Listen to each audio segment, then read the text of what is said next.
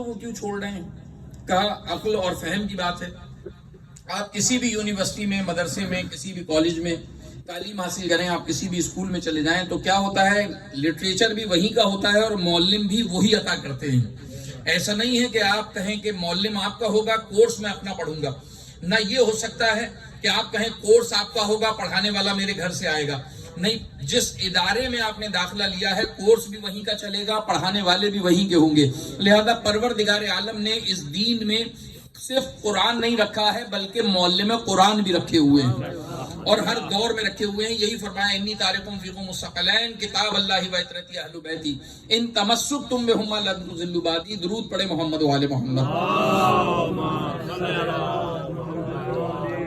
کیونکہ کچھ بزرگواروں کے ایصال ثواب کے لیے مجلس ہے، نوجوان بیٹھے ہیں، اس لیے صرف نصیحت میں ایک بات آپ کی خدمت میں ہدیہ کرتا ہوں کہ چھوٹے بچے ہم سے سوالات کرتے ہیں بہت سارے. آپ دیکھتے ہیں گھر آئے آپ تھکے ہارے اور بچے آپ کے سینے پہ آ گئے، آپ کی گود میں آ گئے اور وہ طرح طرح کے سوال کرتے ہیں. ان سوالات سے الجھا نہ کریں، پریشان نہ ہوا کریں. ہو سکتا ہے کسی معصوم کا سوال آپ کو بخشش کا سامان کر دے. کچھ عرض کر رہا ہوں آپ سے، ہو سکتا ہے معصوم کا کوئی سوال. اور بچے ایسے سوال کرتے ہیں کہ دنیا حیران ہو جاتی ہے کہ یہ سوال کہاں سے کر رہے ہیں. تو یہ فطرت کو دیکھ کر اور اپنی عقل کے مطابق سوال کیا کرتے ہیں. بعض اوقات اپنی عقل سے بڑا سوال ہوتا ہے، لیکن یقیناً جو بچہ سوال کر رہا ہے وہ آپ سے بڑا سوال نہیں کرتا ہے. لہذا آپ کے لیے تو وہ سوال چھوٹا ہے، آپ جواب دے سکتے ہیں. لیکن ہم الجھن کا شکار ہو کر بچوں کو الگ کر دیتے ہیں. میں عرض کر رہا ہوں تاریخ اسلام پڑھتے چلے جائیے. تاریخ اسلام میں بڑے پیارے پیارے واقعات ہیں. حضرت موسیٰ علیہ السلام نے پروردگار سے پوچھا، مالک میری قوم کا سب سے خراب آدمی، سب سے برا آدمی، سب سے گناہگار آدمی دکھا دے. پروردگار عالم نے فرمایا چلو اگر چاہتے ہو کہ گناہگار کوئی بدبخت انسان دیکھو، تمہاری قوم میں جو بدترین انسان ہے وہ تمہیں دکھایا جائے، تو ایسا کرو کہ فجر پڑھ کر شہر کے دروازے پہ چلے جاؤ. جو سب سے پہلا انسان شہر کے باہر نکلے وہی دنیا کا بدبخت ترین انسان ہے، تمہاری قوم کا بدبخت انسان ہے. یعنی ہمارا سارا غضب اس پر، ہم اس سے راضی نہیں ہیں، خوش نہیں. تاریخ نے لکھا کہ حضرت موسیٰ فجر پڑھ کر دروازے پہ آ گئے. تاریخ کہتی ہے ایک باپ اپنے کاندھے پر ایک چھوٹے سے بیٹے کو، اس کے اپنے بچے کو کاندھے پہ اٹھائے شہر سے باہر نکل رہا ہے. پروردگار نے یہی کہا ہے جو سب سے پہلے شہر سے باہر نکلے گا وہ تمہاری قوم کا بدترین انسان ہوگا.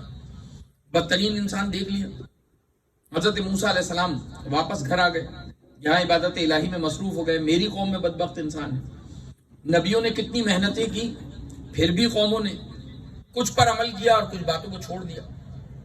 آپ نے فرمایا کہ پروردگار میرا دل ٹوٹ گیا کہ میری قوم میں اتنا بدبخت ہے جس سے تو ناراض ہے، جبکہ تو سب سے جلدی راضی ہو جانے والی ذات ہے. ماں باپ کیا راضی ہوں گے، پروردگار ان سے 70,000 ماؤں سے زیادہ پیار کرتا ہے انسان سے، بہت جلد راضی ہو جانے والی ذات. تو عرض کرتا ہوں کہ جب پروردگار ناراض ہے تو یقیناً کوئی ایسا گناہ کیا ہوگا جس سے پروردگار کی ناراضگی مول آئی. چلیے اب جوان آ گئے، بہت زیادہ زحمت نہیں دوں گا. درود پڑھے محمد و آل محمد. نہیں، اس سے بہتر انداز میں درود ہدیہ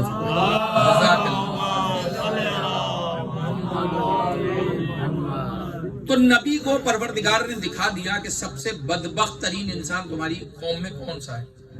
گناہ کیا ہے نہیں معلوم، کیا کیا ہے نہیں معلوم، لیکن دیکھ لیا کہ یہ سب سے برا انسان ہے جس سے اللہ راضی نہیں. موسیٰ مصلی پر آ گئے اور سارا دن عبادت کرتے رہے اور اس کے بعد دعا کی، مالک جیسے تم نے مجھے میری قوم کا سب سے خراب انسان دکھایا ہے، اب میں چاہتا ہوں میری قوم کا سب سے بہترین انسان مجھے دکھا دے. پروردگار عالم نے فرمایا اگر چاہتے ہو کہ قوم کا بہترین انسان دیکھو تو ایسا کرو شہر پہ چلے جاؤ، دروازے پہ چلے جاؤ، اور جو سب سے آخر میں شہر میں داخل ہو بس وہ سب سے بہترین انسان ہے تمہاری قوم کا. حضرت موسیٰ علیہ السلام جب دروازے پر آئے تو آپ نے کیا دیکھا، وہی باپ بیٹے ہیں دروازے سے شہر میں داخل ہو رہے ہیں. کچھ عرض کر رہا ہوں آپ سے، نبیوں کا کام آسان نہیں ہے. نبیوں نے جو محنتیں کی ہیں وہ آسان نہیں ہے. یعنی ہمارے جیسا ہو تو شاید ایمان چھوڑ دے، لیکن یہ موسیٰ علیہ السلام ہے، پریشان نہیں ہوں گے، بالکل پریشان نہیں ہوں گے. مالک یہی انسان قوم کا خراب انسان، یہی انسان بہتر انسان، وجہ کیا ہے؟ کہ سنو وجہ کیا ہے. تم نے جب کہا کہ مجھے بدترین انسان دیکھنا ہے تو اس کے گناہ ایسے تھے، یہ قوم کا بدترین انسان تھا، ہم نے تمہیں تمہاری فرمائش پہ دکھا دیا. लेकिन तुम्हें मालूम है बहुत दिन बाद ये अपने घर आया, गुनाहों में जिंदगी गुजारता है, घर आया तो बच्चे ने कहा कि बाबा आपने मुझे बहुत दिन से घुमाया नहीं है, कहीं लेकर नहीं गए, कुछ वक्त मुझे भी दो। तो बाप ने कहा चलो आज सारा काम छोड़कर मैं तुम्हें सैर के लिए ले चलता हूं। बेटे को कांधे पे बिठाकर बाप शहर से बाहर निकला। ये बदतरीन इंसान था, इसने पत्थर पे बैठकर अपने बेटे को जंगल में छोड़ दिया। वो खेल रहा था, जानवरों को देख रहा था, रंगो बू को देख रहा था, फूलों